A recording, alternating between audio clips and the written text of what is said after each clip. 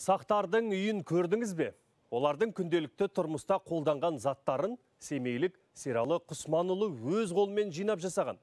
Көне дүниенің күмбірін көмейден төгілтіп, сақтан жеткен сары алтындай сарқыттың жұрнағын жұртқа таныстыруды өзіне мақсат еткен азаматпен тілшіміз Динара Ерболқызы сұхбаттасып келді.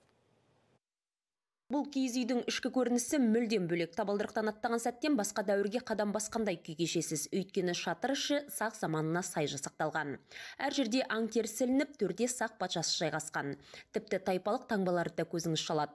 Қылыш, найза, қанжар, қалқан сынды қарулардың түр-түрі де осында. Мұндай шедеврді жасап шығаруға әнші этнограф Сералы Құсманұлының 5 ай уақыты кеткен. Оның айтуынша, бұл біздің эрамызға дейінгі 2-3 мың жылдықтағы сақ дәуіріндегі шатырлардың бір нұсқасы.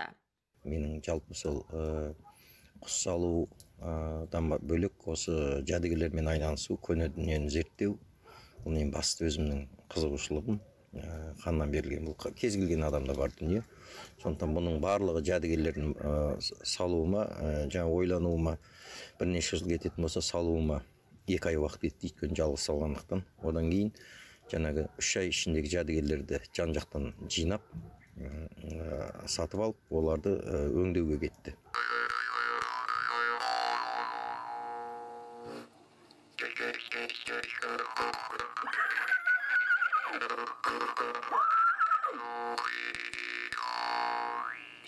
Сералы Мұхаммед-Садықов халықаралық шабыт жас қанат байқауларының жеңімпазы. 8 сағат қарақыр әуенімен үзіліссіз жырлап Гиннестің рекордтар кітабына да енген.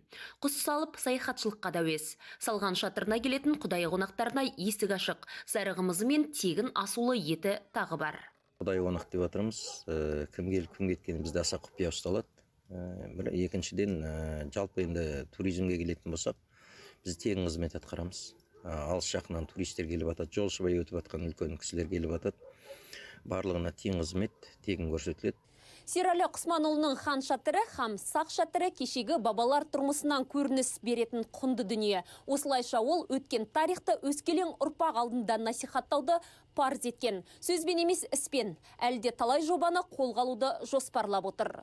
Динара Ерболқызы, Жаңа уақыт, Абай облысы, Семей.